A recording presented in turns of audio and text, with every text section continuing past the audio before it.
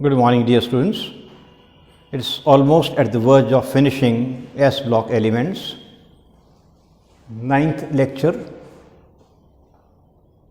The most important feature about these elements we have to learn is also on ionization energy, also called ionization potential.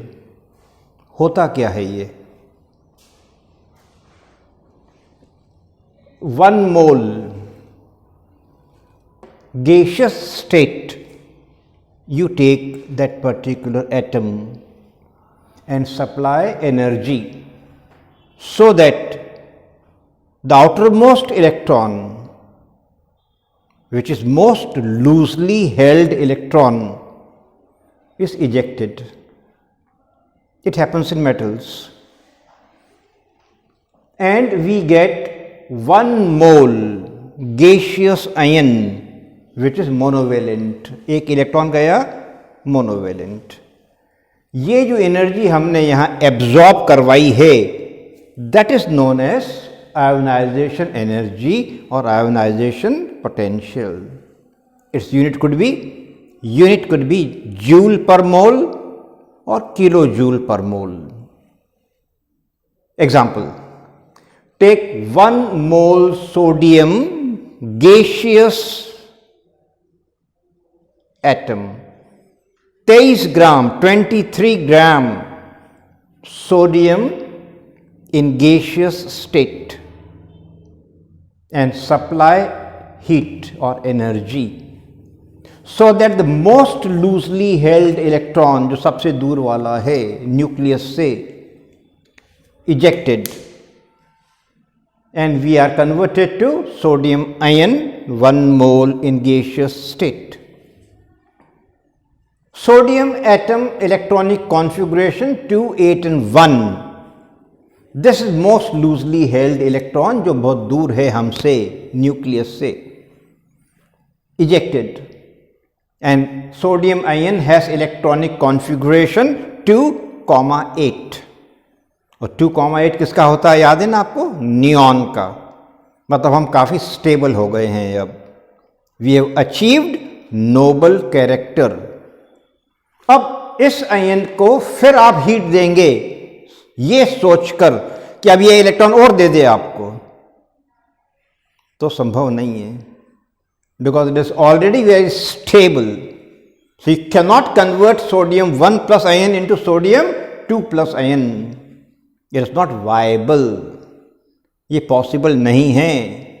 Enormous amount of heat will be used. और उस heat में तो ये sodium पूरी तरह जल जुला जाएगा. इसलिए ये पॉसिबल नहीं है, क्योंकि ये ऑलरेडी स्टेबल स्टेट में आ चुका है. अब इलेक्ट्रॉन देने में इसकी कोई रुचि नहीं है.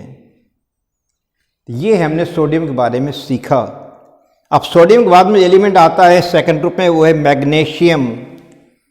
मैग्नीशियम भी 1 मोल ले लिया हमने गैसियस स्टेट में, 24 ग्राम 24 ग्राम्स. मैग्नीशियम इलेक्ट्रॉनिक कॉन्फ़िगरेशन 2,8,2, या 2 इलेक्ट्रॉन्स होंगे, सेकंड ग्रुप का है.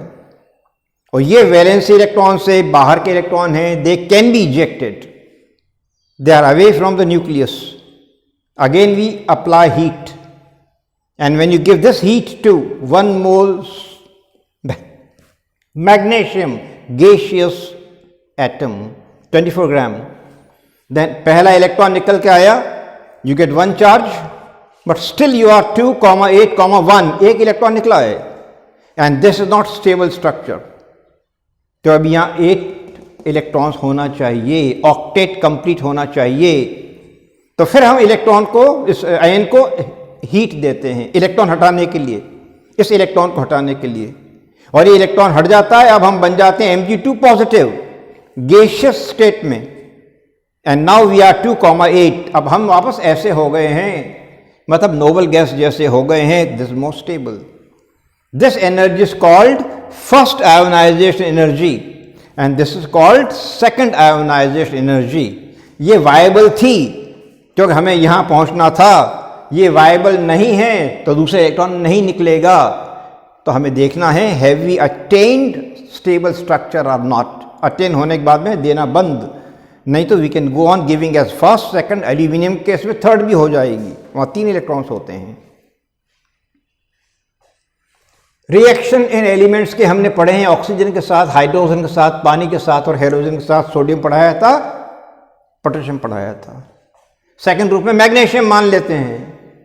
I told you that magnesium lithium has got diagonal relationship. So when magnesium is burnt in air, it combines with oxygen and nitrogen both to form oxide and nitride. दोनों से combine करता है।